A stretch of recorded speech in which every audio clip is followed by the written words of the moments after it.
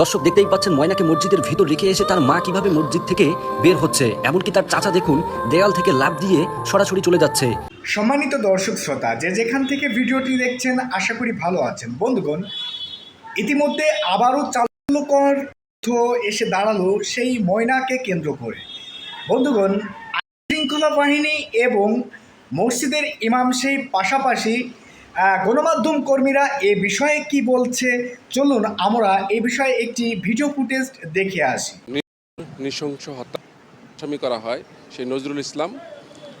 সে ববগুড়ে প্রকৃতির মানুষ।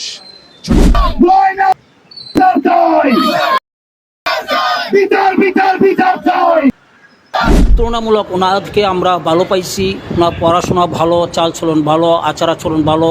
এ পর্যন্ত 5 বছরের ভিতরে ওনার কোনো আমরা দোষ দেখি নাই।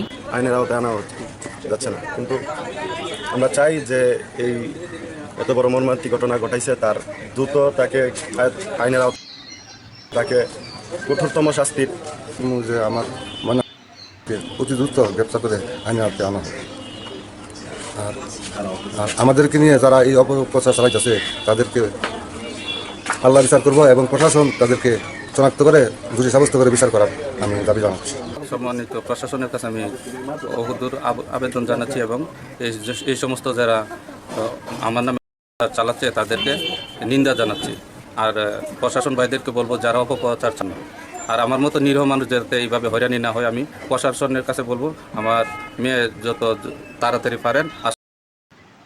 ব্রাহ্মণবাড়িয়ার মাইমুনা আক্তার ময়নাকে নৃশংস রহস্য এখন পর্যন্ত উদ্ঘাটন করা যায়নি এবং যে এই ঘটনা ঘটিয়েছে সেই কিন্তু এখন পর্যন্ত নির্দিষ্টভাবে ধরা হয়নি। তবে একজন ইমাম এবং একজন মুয়াজ্জিনকে মাইমুনা আক্তার মসজিদে পাওয়া গেছে এবং মসজিদে পাওয়া যাওয়ার কারণে তাদেরকে করে পুলিশ করেছে এবং তাদেরকে নেওয়া হয়েছে। আমরা দেখেছিলাম এখন পর্যন্ত তারা জেল হাজতে আছে।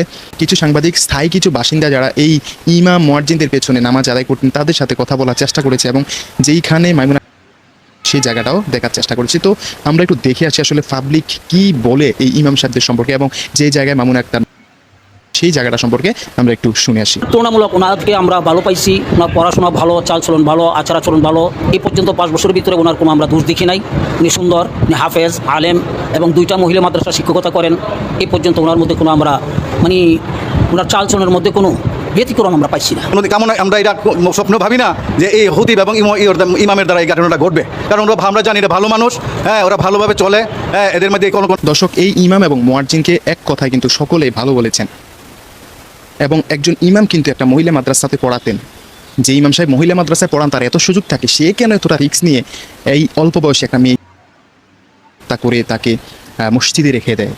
এটা কেমন বিবেকহীনের কর্মকাণ্ড। মসজিদে যদি রেখেই দিত তারা যদি কেন রাখতো? আমি আরেকটা ভিডিওতে বলেছিলাম যে মসজিদ বলেছি যে আসুন আমাদেরকে ধরে নিন, আমরা নিজেরা ধরে নিন, এরকম কোনো ঘটনা কেন থাকবে?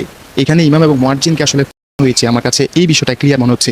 আর আমরা দেখেছিলাম যে মাইমুনা আক্তার ময়নার মা নানানভাবে কান্নাকাটি করার চেষ্টা করছে এবং তার কান্না অনেক, তিনি বিলাপ করে কান্নাকাটি করেছেন, কিন্তু তার চোখের পানিটা আসলে আমরা খুঁজে পাইনি। অথচ তার বাবা কিন্তু যে কান্নাটা করেছেন সেটা সলিড ছিল এবং তার চোখে হিউজ পরিমাণ পানি ছিল। এই বিষয়টা আমরা দেখেছি। মাইমুনা আক্তার ময়নার মায়ের যেটা মায়া কান্না কিংবা এটা আসলে নিজেকে বাঁচানোর জন্য কান্না, সেটাও কিন্তু আমরা বুঝতে পেরেছি। অনেকে কমেন্টস করেছেন যে মাইমুনা আক্তার। সম্মানিত দর্শক শ্রোতা, ভিডিওটি দেখে আশা করি কোনো না কোনো মন্তব্য আপনার ভিতরে অবশ্যই বিরাজ করেছে। দর্শক শ্রোতা, কি মন্তব্য আপনার ভিতরে বিরাজ করেছে সেটা অবশ্যই কমেন্ট বক্সে জানাবেন।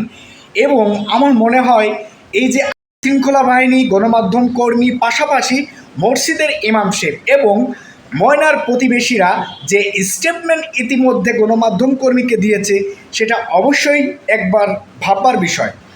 তো আসলে ভাবলে সেই বাংলা প্রবাদে একটি কথা আছে, কেঁচো খুঁজতে হয়ে আসা মতো পরিবেশ। তো সম্মানিত দর্শক শ্রোতা, ভিডিওটি শেষ প্রান্তে। তো পরবর্তী আপডেট নিয়ে খুব দ্রুত আবার চলে আসবো। সে অবধি চ্যানেলটি সাবস্ক্রাইব করে সাথেই থাকবেন। ভালো থাকবেন, সুস্থ থাকবেন। ধন্যবাদ।